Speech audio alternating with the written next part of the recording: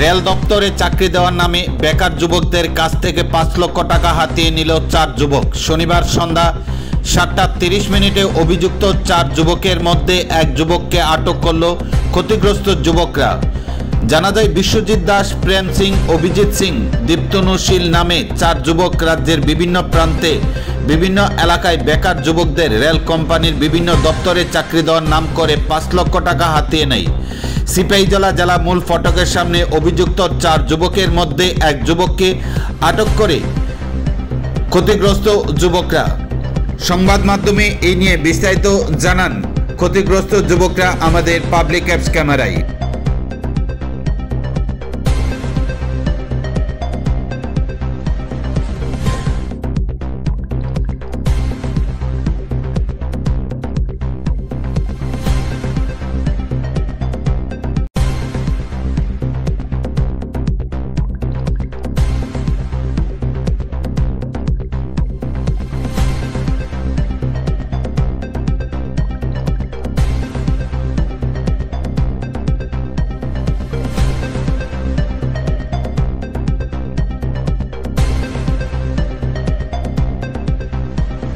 ভাই আমরা এই রেল কোম্পানিতে আমরা টাকা নিছে তার লগে 4 জন মিলা নিয়ে সেরে আমরা কইছে চাকরি দিব, জব দিব কইয়া কেউ চাকরি দিছে, কেউ দিছে না, কেউতে ডাবল টাকা নিছে। কইছে প্রথম সিকিউরিটি গার্ডে দিব, দিয়ে আই কার্ড দিছে, এরপরে আবার কইছে ইন্স্যুরেন্স করে দিব টাকাটি নিয়ে। ইন্স্যুরেন্সের কোনো কপি টপি দিছে না। কইছে আমরা শুটও দিব, ইটাও কিছু দিছে না। এবার বিশ্বজিৎ দাস আছে একজন, দীপ্তনুশীল, রূপন বৈদ্য, রাজদীপ, তারা 4 জনে মিলে আমরা থেকে অনেক টাকা নিছে সবার থেকে। কেউতে 4000, কেউতে 3000, কেউ থেকে 5000 এমন করে নিছে। আমার থেকে 2বারে টাকা নিছে। একবার আমার সিকিউরিটি গার্ডের থেকে কইয়া 4000 টাকা নিছে। সিকিউরিটি গার্ডে আমি জব করতাম। এরপরে আমার থেকে আবার 22 তারিখ টাকা নিছে 4000 টাকা নিয়ে আমার আবার সুপারভাইজার দিছে, সিকিউরিটি সুপারভাইজার দিছে। আই কার্ডটা আমার দিয়ে দিছে।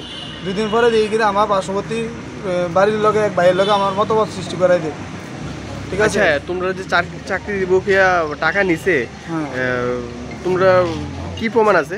আমি অনলাইনে টাকা দিছি, কেউ ক্যাশও দিছে।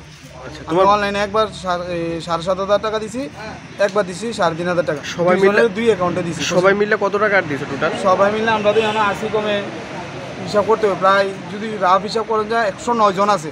এরপর আরো ঢুকাইতেছে, কেউ অনেক জয়েনিংও করাইছে না টাকা নিয়ে।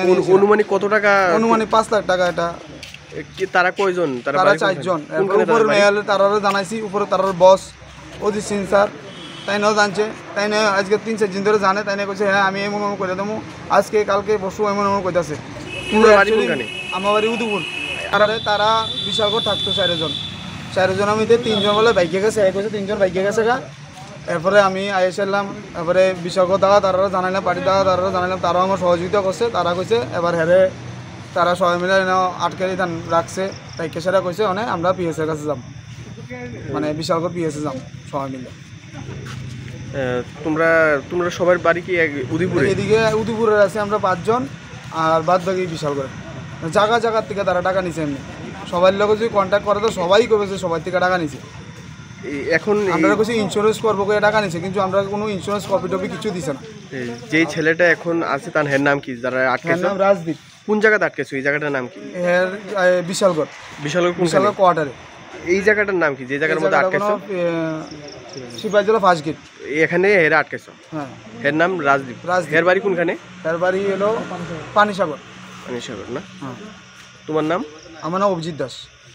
তোমরা কি সবাই মামলা করবা বিশালগড় থানাতে? হ্যাঁ দাদা, সবাই মামলা করব।